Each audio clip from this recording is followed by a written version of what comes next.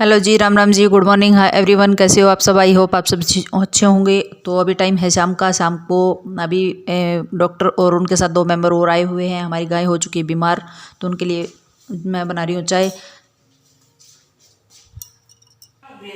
और डॉक्टर ने मना कर दिया था कि मैं चाय नहीं पीऊँगा, तो उसके लिए मैं कर रही हूँ अभी दूध मेरा गर्म करके पहले रखा हुआ था, जिसका हम दही लगाते हैं।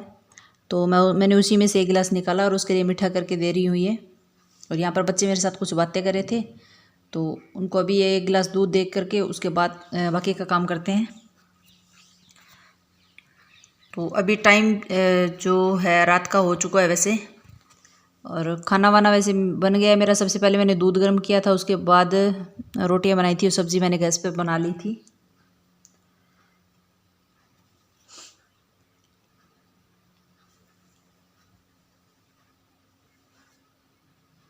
और ये अंधेरा हो चुका है काफ़ी, और हमारे पशु वगैरह वो उधर सामने उनका जो बना हुआ उधर है। और मौसम भी अभी ख़राब हो चुका है, और उन्होंने मना कर दिया था कि एक बार आप रखो और मैं इसके बाद उसका ट्रीटमेंट करके फिर लूँगा।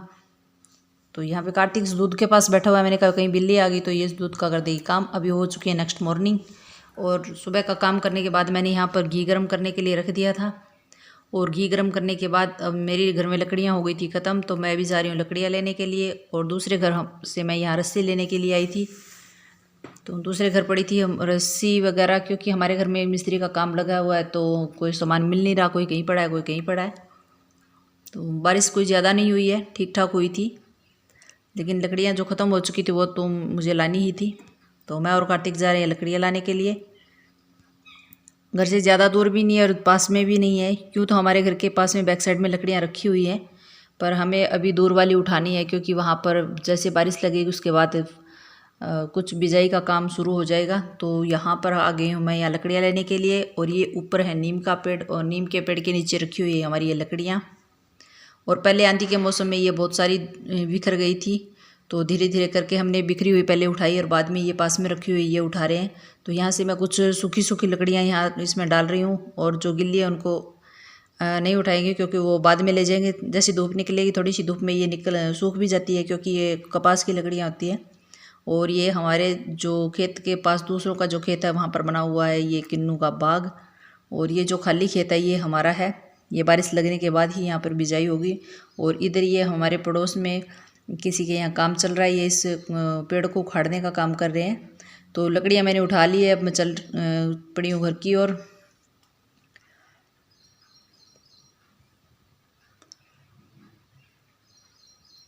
और ये घर के बैक साइड भी लकड़ियाँ पड़ी हुई है। जैसे बारिश ज़्यादा लगती है या सर्दी का मौसम होता है, उस टाइम हम लकड़ियाँ बाहर जो रखी हुई वो नहीं लाते, घर के पास वाली यूज़ करते हैं। ये पीछे बहुत सारी लकड़ियाँ थी वैसे तो, काफ़ी सारी हमने पीछे सर्दियों में यूज़ कर ली थी। अभी मैं आ गई हूँ यहाँ जहाँ पे ये पशुओं का हमारा बना हुआ है। और ये जो पल्ले लगा रखे हैं इसके नीचे है हमारे गोसे, जिसको थेपड़ी बोलते हैं। इनको और लकड़ियों दोनों को मिक्स करके हम इनका चाट वगैरह सिजाते मतलब पकाते हैं। और इन लकड़ियों को अभी मैं थोड़ा थोड़ा इधर उधर बिखेर दूँगी, ताकि इनमें से हवा निकल जाए। और इधर आ गई हमारी सासू माँ, तो ये हमें कुछ इंस्ट्रक्शन दे रहे हैं कि ये काम ऐसे करो, ये ऐसे करो। बड़े बुज़ुर्गों का यही होता है, ये हमें थोड़ा बहुत इधर का इधर कुछ बता दे तो इससे भी हमारी बहुत हेल्प हो जाती है। घर में बुज़ुर्गों का होना भी बहुत ज़रूरी है। तो ये कार्तिक और हस्बैंड लगे हुए यहाँ ईंटों को एडजस्ट करने के लिए। कार्तिक बैठा हुआ है इसके ऊपर, ये जैसे जैसे ईंट हस्बैंड ला रहे हैं उनको सेट कर रहा है। और ये माँ हमें बता रहे हैं कि यहाँ पे ये काम ऐसे करो, ये ऐसे करो।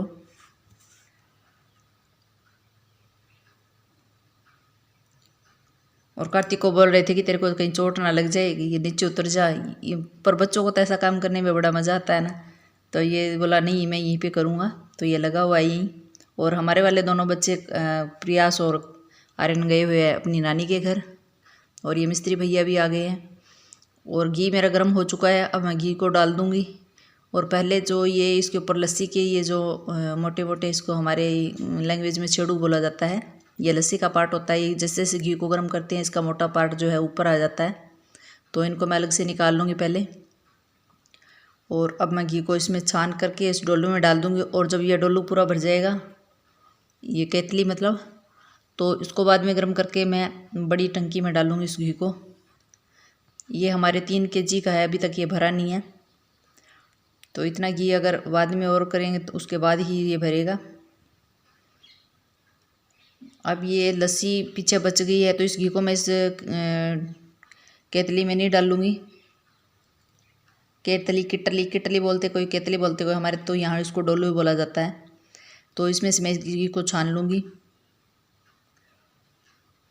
ये हमारे भैंस का है, पर ये जो कैमरे में यूँ दिख रहा है जैसे गाय का घी हो। तो एक बार के लिए मैंने इसको ऐसे रखा है और इस बचे हुए घी को इसमें हिला हिला के सारा लस्सी और घी सारा मिक्स हो जाएगा। और बाद में इस जो ये स्टील का बना हुआ हमारा डोंगा, इसको मैं रख दूँगी फ्रीज़ में। फ्रीज़ में रखते ही और इसके ऊपर का जो घी है उसकी परत अलग से बन जाती है और नीचे लस्सी अलग रह जाती है। तो इसको पहले खाने में यूज़ कर लेंगे हम, फिर जो नेक्स्ट मक्खन होगा उसका बाद में घी तैयार करेंगे। तो इसी तरह से मैं घी तैयार करती हूँ। सबके यहाँ गांव में तो ऐसे ही तैयार होता है, जो दूध को पका करके घी बनाते हैं उनका। और अभी हमारा ये रूम मिस्त्री भैया ने कर दिया है क्लीन। इसके दरवाजे और खिड़कियाँ रह गई है पेंट करने वाली। तो इस रूम की मुझे करनी है सफाई, क्योंकि इसमें दूसरे रूम को खाली करने के लिए इसमें हम लगाएंगे सामान। तो मैं देख रही थी कि इसको कहाँ से शुरू करूँ। इसमें बहुत ज़्यादा वो पेंट का गिर चुका है, नीचे सारे छींट छींट हो रखी है। तो इसको साफ़ करना बड़ा मुश्किल था, जैसे तैसे करके इसको करना तो पड़ेगा। और ये ले लिया मैंने 2 पट्टी। ये इसको ये मतलब पत्री बोलते हैं इसको, जिससे ये भैया इस पे दीवार पे जो वाइट सीमेंट लगाते हैं ये वो है। तो मेरे को बड़ा वो रखा था कि इसको कैसे साफ़ किया जाए। तो मैंने कहा चलो दुपट्टा बांधते हैं, सबसे पहले लगाते हैं सिर पे और उसके बाद करते हैं, क्योंकि यहाँ पे धूल मिट्टी बहुत है। तो मैं लगी हुई यहाँ काम पे।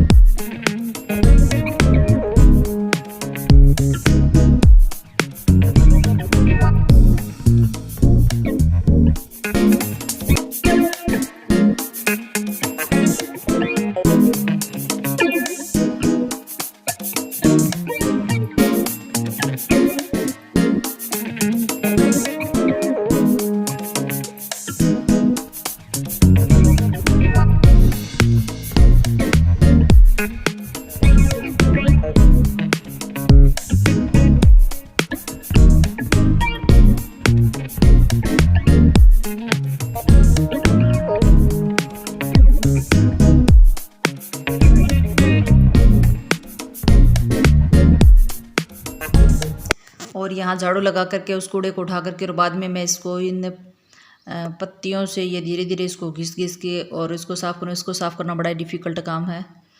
तो इसको कभी पानी की हेल्प से, कभी पोचे से और कभी इनसे कर करा के मैंने बहुत ही मुश्किल से किया था। कम से कम एक रूम को साफ़ करने में मेरे 3 घंटे चले गए थे।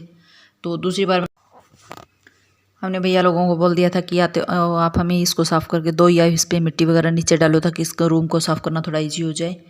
तो जैसे तैसे करके ये रूम को मैंने बहुत ही मुश्किल से साफ़ किया था, क्योंकि मैं अकेली लगी हुई थी और कोई हेल्प करने वाला नहीं था। तो ये रूम फाइनली मेरा हो चुका है साफ़। और अभी इस वीडियो का करते हैं, मिलते हैं नेक्स्ट वीडियो में। चैनल पर नए हो चाहे पुराने हो, सब्सक्राइब कर लेना, सपोर्ट बनाए रखना। Thank you ji.